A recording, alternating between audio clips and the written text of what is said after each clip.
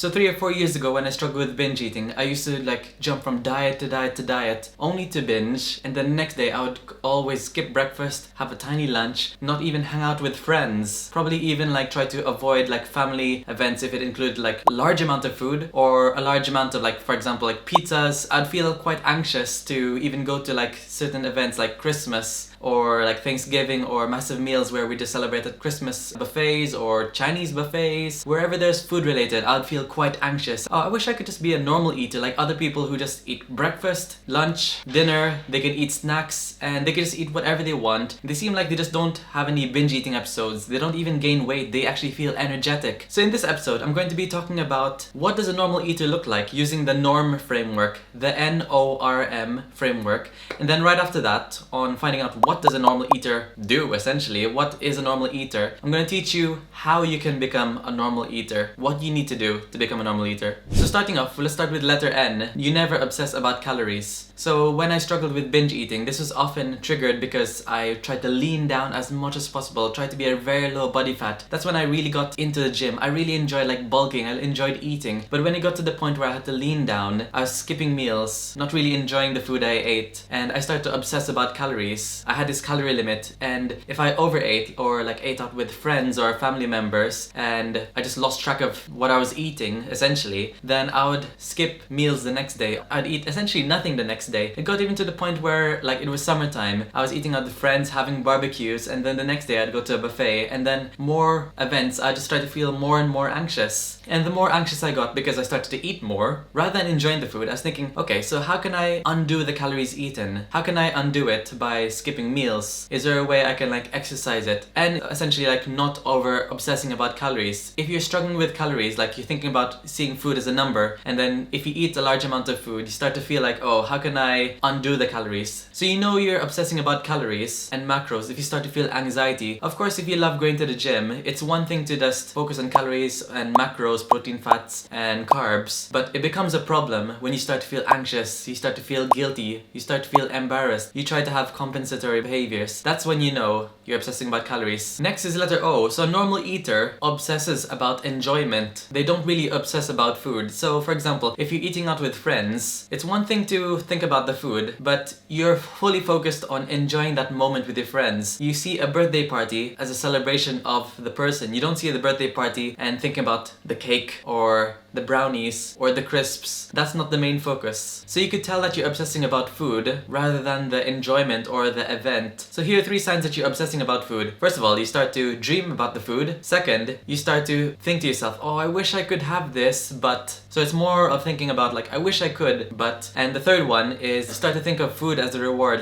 oh, I'll only be good when I have this. It's very conditional. So when you have conditions, that's when you know you're obsessing about food. So moving on to letter R, a normal eater respects hunger and fullness. A person who respects hunger and fullness listen to their internal cues. Their hunger cues, or when they could eat or what they should eat, is not dictated by something external. Something external is essentially fitness tracker app or calorie counting apps such as MyFitnessPal, Chronometer, and we all know that of course there are some benefits to calorie tracking apps or macro tracking apps, but it's a slippery slope. It can start to cause more anxiety. It can cause more harm than good in most cases. For example, when I was really cutting down to lean down for summer because I wanted to look good for summer in university, I wanted people to like me and I wanted them to have a good image of me as being this person that has a 4-pack or at most a 6-pack, because I lived in Plymouth and you're often swimming and you want people to see how good you look. So I tried to focus on this. So I tried to work my way down, trying to lean down as much as possible. So I started my diet on January, February, March, 3 months of trying to lean down, and I had a very strict calorie limit. And let's say for example I had a massive breakfast. Let's say I had a fry up. An English breakfast consisted of bacon, beans, toast, mushrooms, the typical English breakfast. You know what I'm talking about if you live in England. And that's really high in calories, and I really craved that. So I had that. Well, it looks like I'm just gonna have a piece of ice for lunch and dinner because I use up all my calories.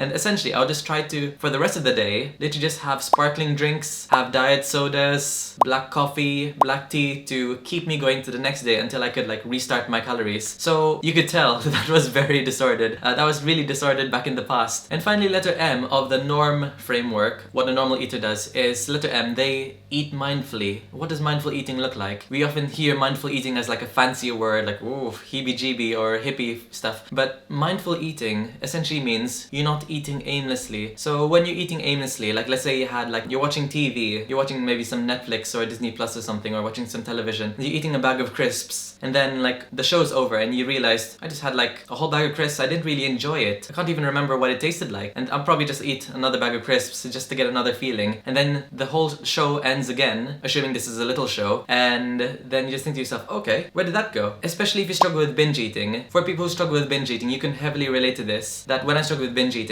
you eat the food when you're massively starving, you eat the food and then you start to think to yourself, okay, I'm enjoying the food during the binge for 5 minutes, and then the next onwards, whatever, 5 minutes onwards, you're not really enjoying it. This habit of trying to finish everything as much as possible. You feel like you're on autopilot, you feel like you're being possessed, you're just watching yourself binge, and you're not really enjoying the food anymore. It's just this state of adrenaline. So that's when you're not eating mindfully. Eating mindfully looks like when you're eating the food and you can taste the flavors. You can taste like, okay, I ate this chicken nugget. I can associate this with like good times when I was younger and I went to this birthday party when I was younger. Oh, that's a really good moment. That's a really good memory. You start to associate food with nostalgia or food with flavors. Ooh, I'm eating this French fry. Oh, this really takes me back to that time. Or, oh, I like the flavorings. I can taste paprika, I can taste pepper, salt. You can really taste the flavors. You can tell if you're fully mindfully eating, if you can essentially kind of break down or experiment, what's the texture of this food? Does it bring me back to any memories, nostalgic memories? Does this actually taste nice? What's in the food? That's how you can tell if you're mindfully eating. So that's a norm framework of what normal eaters do. So next I'm going to be talking about how I became a normal eater in 3 steps, and this has really helped me at the end of my binge eating. I was able to become literally a normal eater following the norm framework. So the first step is to literally what I probably call anti-diet. What does anti-diet look like? So anti-diet literally means just don't diet, or at least put dieting on hold. Because when you're struggling with binge eating, you're always in this state of like red alert, I'm looking for food, I'm looking for cravings, I'm looking for cookies, donuts. When you're on binge eating, you have to think to yourself, if my body's thinking I want to get food, then something must be going on in my body. My body must be feeling quite deprived. So if you're constantly chasing diets after diets, this is binge restrict cycle. So the binge restrict cycle is you have a binge eating episode and then you jump onto a restrictive diet, and then you're telling your body essentially like, okay, there's no food available right after a binge. I'm gonna bump up those hunger cues. So, and then you binge again. So it's binge restrict, binge restrict. So to get off this wagon of this binge restricting cycle, then you just have to put dieting on hold.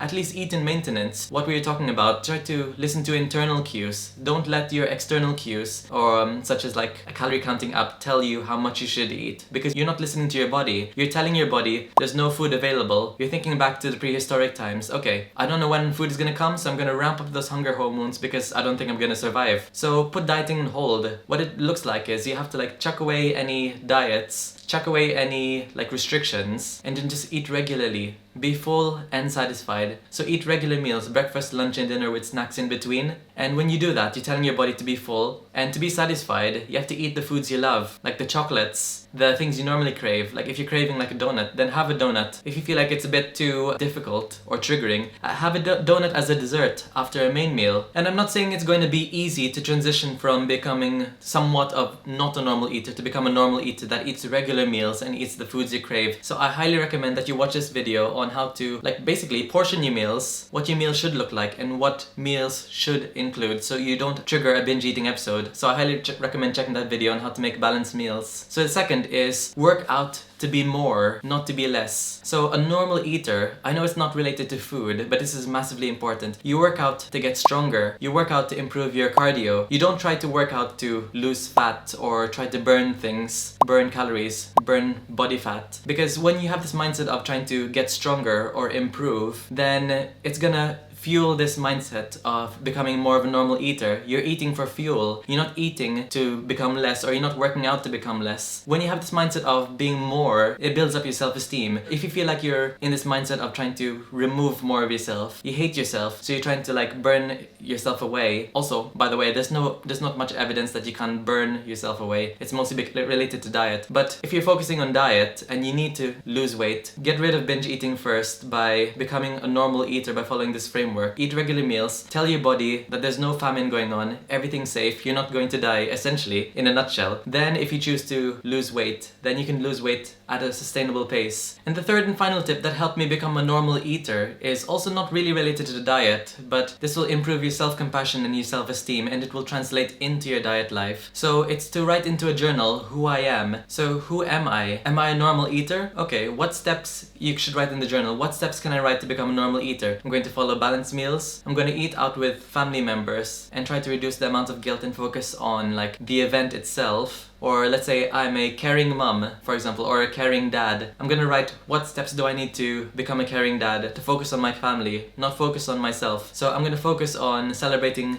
You can write down, for example, I'm gonna focus time with my family. I'm gonna eat out with my family. I'm gonna create more meaningful experiences. So let's do one more final example. So I'm gonna become a caring friend. So what steps do I need to become a caring friend? So number one is I'm gonna call my friends every Tuesday evening at 7 o'clock, check up on them and how they're doing. I'm going to schedule like eating out with my friends at this cafe every Saturday, or like message my friends who's free, message on Facebook or whatever, LinkedIn, Instagram, wherever social media you have. Just message freely as a post. I'm free at this time. Message me who wants to meet up with me. So doing this is the best way to promote identity change. So if you want to change your diet or change your lifestyle and become a normal eater, or someone who just exercises normally, loves unconditionally, it's popular in this book called Atomic Habits by James Clear. If you want to change your habits, you have to have an intrinsic change. You have to change your identity and chase that identity. Rather than putting a goal and trying to chase that goal, become that identity and try to form your lifestyle around that identity, and you will become a normal eater. So I hope you enjoyed this episode, and this is one of the deeper topics, shall I say, like talking about someone who becomes a normal eater. And I don't mean it in such a discriminatory way. When I struggled with the binge eating, I just kept on thinking to myself, I wish I could be normal, I wish I could be normal. So I'm only sharing my personal experiences, but following the norm framework, NORM, is really, really helpful. And those are the great steps I highly recommend that you follow. So comment below, like what steps are you gonna take today to become a normal eater? What can get you there? What identity change can you start today? And check the link in the description below if you want to download my Hunger Regulation Framework ebook. So that ebook essentially talks about how you can become a normal eater, not struggle with 24/7 cravings, and regulate your hunger cues. So check that link in the description below, and like,